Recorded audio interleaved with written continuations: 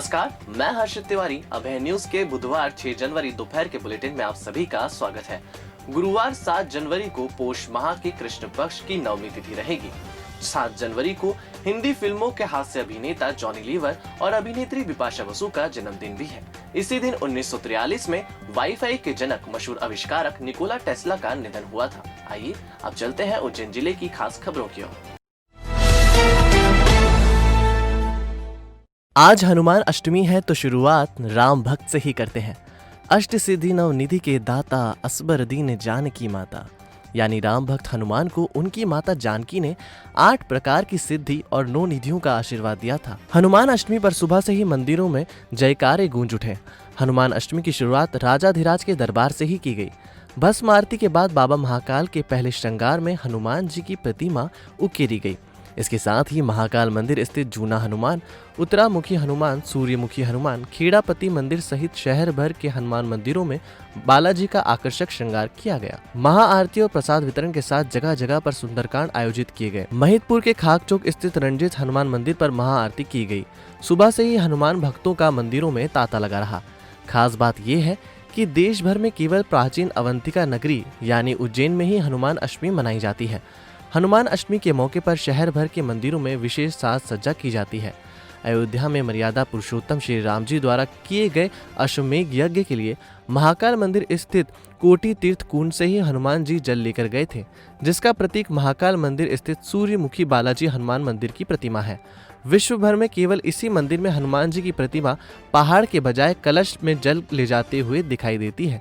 इसी के चलते उज्जैन में हनुमान अष्टमी का विशेष महत्व है। देखिए, आज भगवान अवंतिका के अंदर हनुमान अष्टमी का पर्व मनाया जा रहा है और हमारे यहाँ ऐसी है कि पद्धति और प्रथा भी है कि पहले महाकालेश्वर भगवान की भस्म आरती में वो उत्सव मनाया जाता है। अवंतिका का बहुत महत्व इसलिए है कि जब यज्ञ हुआ था एक अयोध्या के अंदर, तो यहाँ महाकालेश्वर मंदिर से ही कोटि तीर्थ का जल हनुमान जी लेने आए थे, जिसकी प्रतिमा यहाँ पर है। पूरे विश्व में और भारत के अंदर जितनी भी हनुमान की प्रतिमा होती है उनके हाथों के अंदर पहाड़ होता है, लेकिन हमारे यहाँ महाकालेश्वर मंदिर प्रांगण में भगवान सूर्यमुखी की जो प्रतिमा है उसके हाथों में कलश है। ये जल ले जाने का यहाँ का प्रतीक है। इसलिए पूरे उज्जैन में धूमधाम से अष्टमी मनाई जाती है। महिदपुर रोड थाना पुलिस ने सिग्नल चोरी करने वाले ऑपरेटर के खिलाफ प्रकरण दर्ज किया है। Mahidpur road TI ML Chauhan के मुताबिक हाल ही में राजू कनौजिया ने शिकायत की थी कि पूर्वाल केबल ऑपरेटर स्टार टीवी के सिग्नल चोरी कर प्रसारण कर रहा है, जिस पर कार्रवाई करते हुए पूर्वाल ऑपरेटर के कंट्रोल रूम पर दबिश दी गई, जिसमें 19 सेटअप बॉक्स और 9 एम्पलीफायर जब्त किए गए हैं। केबल ऑपरेटर लंबे समय से चोरी के सिग्नल से प्रसारण कर रहा था, जिससे शासन को रेवेन्यू का नुकसान हो रहा था। इसी के चलते ये कार्रवाई की गई है। संजय पोरवाल नेटवर्क के संजय, सुदर्शन सानी और पवन, ये 3 लोग हैं। इन्हें एक कनेक्शन लिया स्टार टीवी का, डिश टीवी का, और उससे अपने इंस्ट्रूमेंट वगैरह लगा के वो करवा के डेवलप करके उनको, और सारे गांव में वो प्रसारण कर रहे थे और वो एक ही उपभोक्ता को दे रहे थे, उनसे वसूली कर रहे थे। स्वर्ग सुंदर टॉकीज स्थित जर्जर शॉपिंग कॉम्प्लेक्स को नगर निगम की टीम ने बुधवार को जमींदोज कर दिया। इस शॉपिंग कॉम्प्लेक्स में 21 दुकानें संचालित की जा रही थी, जिन्हें तोड़ा गया।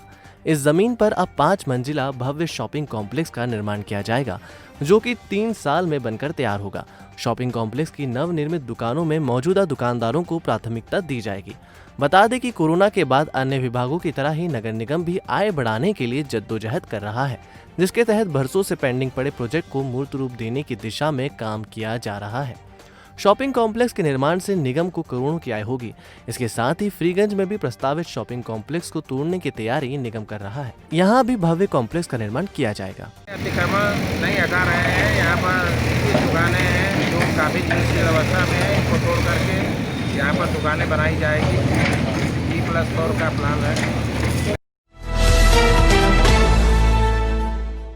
मकान और इमारतें तोड़ने में नगर निगम का अमला कितनी जल्दबाजी कर रहा है, इसका ताज़ा उदाहरण बुधवार सुबह देखने को मिला, जब निगम के कर्मचारी फ्रीगंज स्थित गुरु नानक मार्केट के सामने नगर निगम के शॉपिंग कॉम्प्लेक्स को तोड़ने पहुंच गए। यहां पहुंचकर कर्मचारी हथौड़ी भी चलाने लगे। बिल्डिंग में दुकान संचालित करने वाले व्यापारियों ने इन्हें रोकने का प्रयास किया, लेकिन किसी ने एक नहीं सुनी।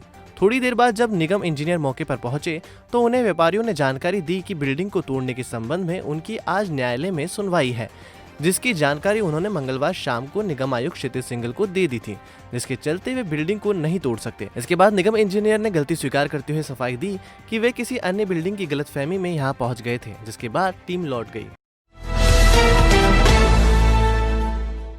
चूल्हे पर खाना बनाते समय आग की चपेट में आने से महिला की मौत हो गई है। महिदपुर की रहने वाली 38 वर्षीय कृष्णाबाई पति भरत लाल की मंगलवार बुधवार देर रात करीब 1:30 बजे मौत हो गई है। उसने जिला अस्पताल में उपचार के दौरान अंतिम सांस ली। पुलिस के मुताबिक महिला ने मरणासन बयान के दौरान चूल्हा भभकने से आग की चपेट में आने की जानकारी दी थी। चूल्हे के ऊपर अलमारी में रखी घासलेट की चिमनी गिरने से आग भभक उठी थी। दुर्घटना में महिला 60% से ज्यादा जल गई थी। घटना के बाद महिला को निजी अस्पताल में भर्ती किया गया था, जहां से उसे जिला अस्पताल लाया गया था। ये कंट्रोल रूम से सूचना मिली थी कि एक महिला की मृत्यु हो गई है, इसका शव पंचनामा होना है। तो उसके लिए यहाँ पे सिविल हॉस्पिटल के पोस्टमार्टम रूम में आए थे। तो जब मृत्यु है महिला की, वो जलने के इलाज के दौरान कल रात को, मतलब 6 तारीख की रात को हुई है, जबकि महिला एडमिट सिविल हॉस्पिटल में लगभग 13 तारीख से थी। तो आपने देखी उज्जैन जिले की खास खबरें। आपको हमारा बुलेटिन कैसा लगा, इसका फीडबैक कमेंट सेक्शन में जरूर दीजिएगा। कल फिर मिलेंगे इसी समय पर। नमस्कार।